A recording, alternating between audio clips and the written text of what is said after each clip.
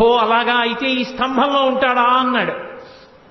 ఇప్పుడు వస్తోంది నరసింహావతారం. ఎందుకని? పిల్లవాడు అంటున్నాడు అంతటా ఉన్నాడంటున్నాడు. హిరణ్యకశిపుడు ఈ వేళ్లు ముడిచాడు, ఈ వేలు పైకి తీశాడంటే ఇలా చూపించి ఎక్కడో ఆపుతాడు. ఆ వేలు ఎక్కడ ఆగితే అక్కడి నుంచి పైకి రావాలి. రాకపోతే తనని నమ్ముకున్న భక్తుడి మాట వమ్మైపోతుంది.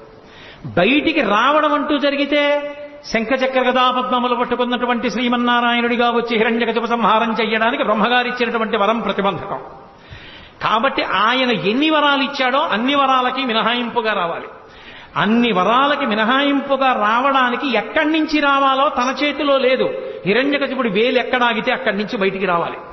హరి సర్వాకృతులంకలండనచు ప్రహ్లాదుండు భాషింప, సత్తరుడై ఎందును లేడు లేడనుచు దైత్యుండు తర్జింప, శ్రీనరసింహకృతి దాల్చనచ్యుతుడు నానాజంగమ స్థావరోత్కర గర్భంబుల